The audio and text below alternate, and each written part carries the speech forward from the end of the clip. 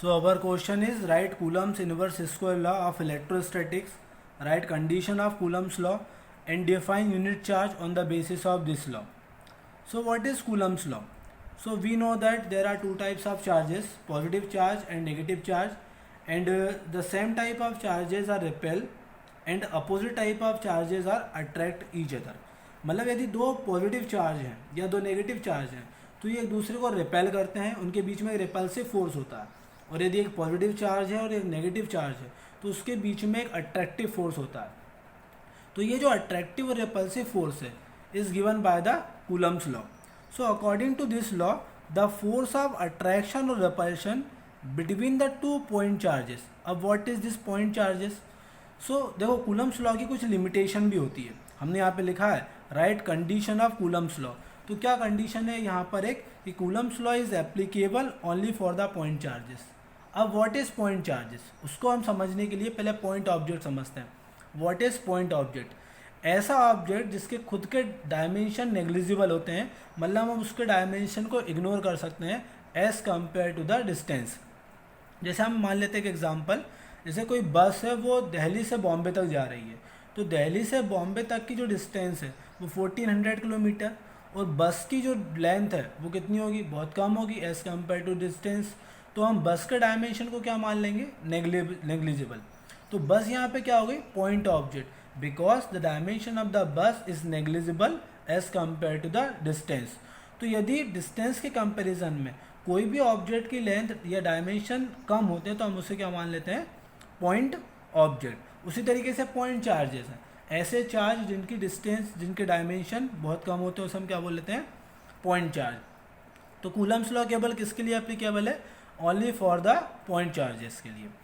तो the force of attraction और repulsion between the two point charges is equal to the product of their magnitude of charge and inversely proportional to the square of distance between them.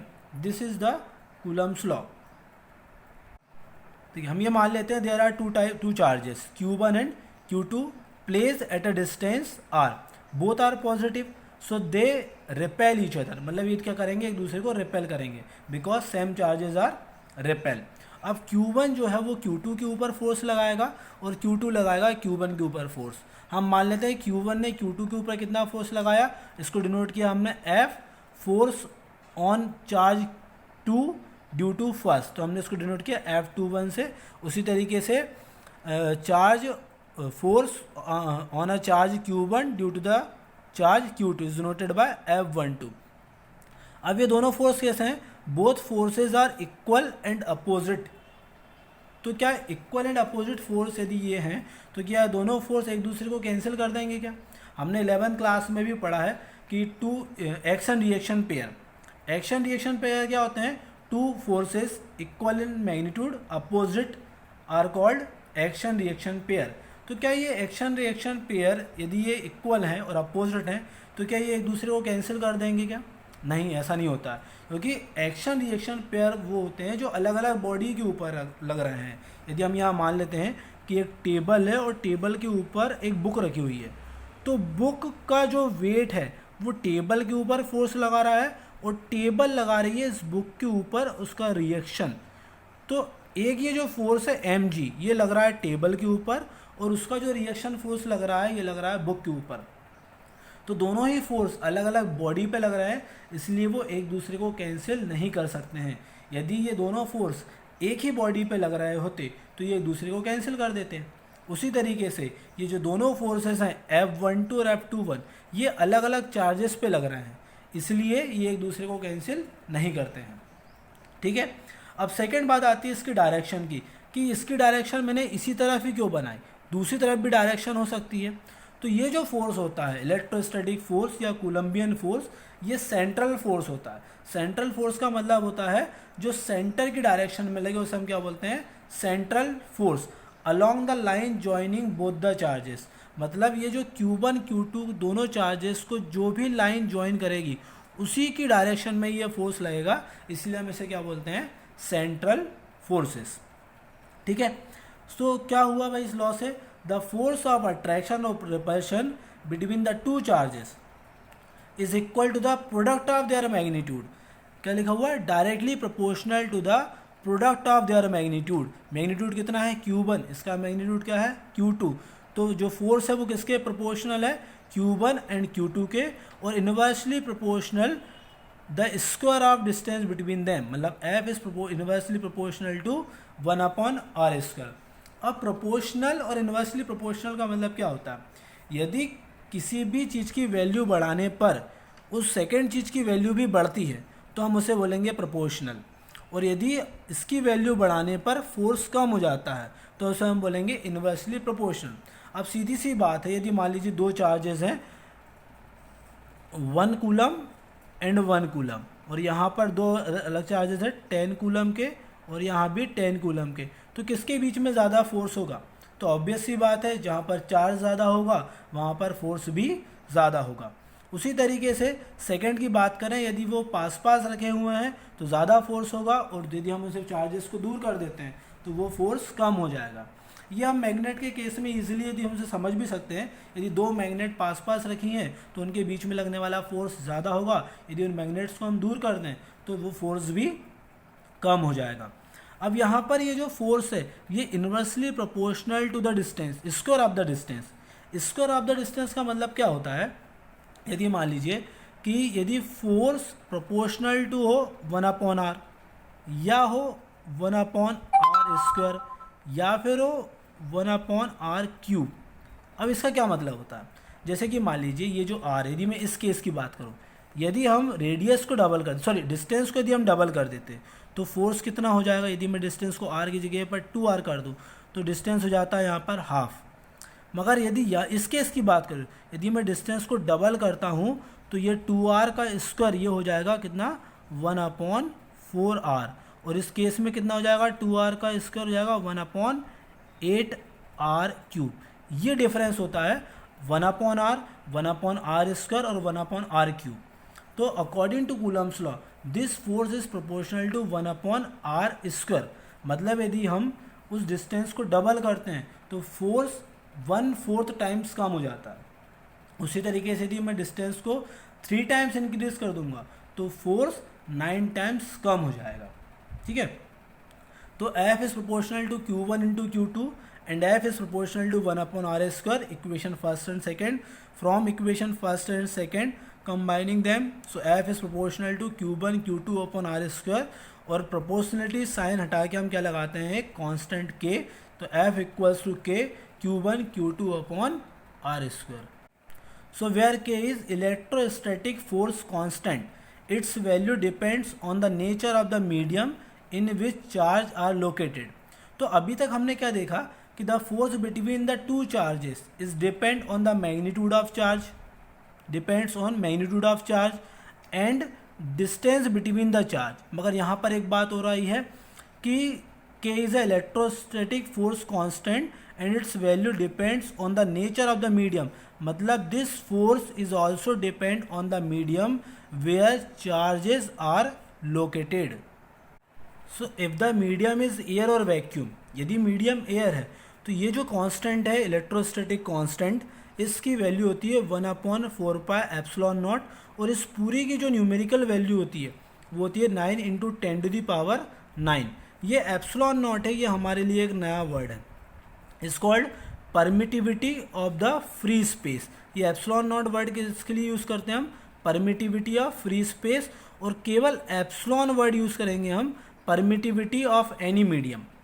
तो यदि हम केवल air और vacuum की बात करें, so what is the formula, F equals to 1/4πε0 Q1 Q2/r² newton in air और vacuum. ये किस केस की बात करी हम लोगों ने, एयर की और वैक्यूम की। अब व्हाट इज़ दिस परमिटिविटी, तो हर मीडियम की परमिटिविटी अलग अलग होती है। इसके लिए मैं एक अगला वीडियो बनाऊंगा, उसमें मैं डिटेल में समझाऊंगा। बाकी हम जैसे समझ सकते हैं, जैसे कि मान लीजिए यदि मीडियम एयर है और यदि हम करंट की बात करें, या फिर मीडियम है वाटर, तो हमें ये बात मालूम है कि करंट एयर में फ्लो नहीं हो सकता, because air is a insulator for current and water is a good conductor of current, या impure water is a good conductor of current. तो एयर क्या, वाटर क्या कर रहा है, उस इलेक्ट्रिक करंट को परमिट कर रहा है तो उसकी परमिटिविटी ज़्यादा होगी, जबकि एयर क्या कर रहा है, इलेक्ट्रिक करंट को परमिट नहीं कर रहा है, इसलिए उसकी परमिटिविटी कम होती है। तो हर मीडियम की, चाहे वो एयर है, वाटर है, ग्लास है, उसकी परमिटिविटी अलग अलग होगी, और ये जो फोर्स है ये उस मीडियम की परमिटिविटी पर भी डिपेंड करेगा। तो ये फोर्स कितने चीज़ों पे डिपेंड कर रहा है, the magnitude of charge, distance between the charge and permittivity of the medium. देखिए अब इस लॉ की कुछ लिमिटेशन है। What is the limitation? It is true for point charges, ये मैं पहले भी बता चुका हूँ कि ये केवल पॉइंट चार्जेस के लिए होता है। Second, it is true for charges at rest, it is not true for the moving charges. क्योंकि हम चैप्टर ही इलेक्ट्रोस्टैटिक पढ़ रहे हैं, इस इलेक्ट्रोस्टैटिक मतलब द चार्ज एट रेस्ट। तो ये जो लॉ है ये केवल किन के लिए एप्लीकेबल है, when the charges at rest, it does not follow for the moving charges. Next, it is not true for very large distances in order of kilometers and small distances less than 10 to the power minus 15 metre. तो ये जो formula है ये बहुत ज़्यादा distances के लिए भी नहीं है। मतलब ऐसा नहीं हो सकता कि दो चार्जेस में बहुत ज़्यादा 1 किलोमीटर्स का डिफरेंस हो और उनके बीच में हम यदि फोर्स निकालना चाहें तो इस फॉर्मूले से हम नहीं निकाल पाएंगे। और ना ही डिस्टेंस है वो less than 10 to the power minus 15 metre से कम होना चाहिए। क्योंकि यदि मान लीजिए कोई एक चार्ज है Q1 और Q2, these are the two charges, और यदि इनके बीच की distance 10 to the power minus 15 metre से कम हो जाती है तो एक न्यूक्लियस का साइज़ या एक एटम का size 10 to the power minus 15 के ऑर्डर का होता है। यदि हमने distance 10 to the power minus 15 metre से कम कर दी तो उनमें फिर एक न्यूक्लियर फोर्स भी एक्ट करने लगता है। मगर यहाँ पर हम किस फोर्स की बात कर रहे हैं, केवल इलेक्ट्रोस्टैटिक फोर्स की बात कर रहे हैं। हमें न्यूक्लियर फोर्स से उतना मतलब नहीं है, इसलिए हम न्यूक्लियर फोर्स को मेज़र नहीं करना चाहते हैं। इसलिए डिस्टेंस ना तो बहुत ज़्यादा होना चाहिए, ना ही 10 to the power minus 15 metre से कम होना चाहिए। So these are the limitation of Coulomb's law. देखिए और हमें क्या करना था इसमें, define unit charge on the basis of this law. हमें यूनिट चार्ज को भी डिफाइन करना था। तो देखिए what is unit charge, whose value is 1। Unit का मतलब क्या होता है, जिसकी वैल्यू 1 होती है उसे हम क्या बोलेंगे, यूनिट चार्ज। मगर हमें यहाँ पर बाय कूलम्स लॉ से यूनिट चार्ज को डिफाइन करना है, इसलिए हम क्या करेंगे। देखिए फॉर्मूला क्या हुआ हमारा, F equals to 1/4 pi epsilon naught Q1 Q2 upon R square, और इस पूरी की वैल्यू कितनी होती है 9 into 10 to the power 9, 1/4 pi epsilon naught equals to 9 into 10 to the power 9, ये इसकी वैल्यू होती है। तो हमें किसी भी तरीके से इन चार्जेस की वैल्यू को 1 करना है। कैसे करेंगे, तो हम क्या करने वाले, इन दिस फॉर्मूला हम ये मान लेते हैं ये फोर्स कितना है 9 into 10 to the power 9, the force between the two charges are 9 into 10 to the power 9।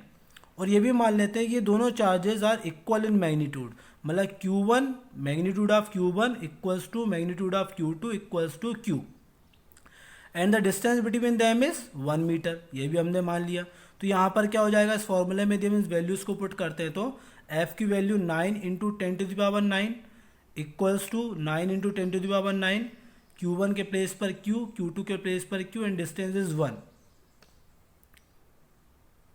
तो क्या होगा, इस 9 इंटू 10 टू द पावर 9 से 9 into 10 to the power 9 cancel हो जाएगा, Q into Q, Q square equals to 1 and Q equals to plus minus 1, मतलब Q की value हमने कितनी प्रूफ कर दी 1।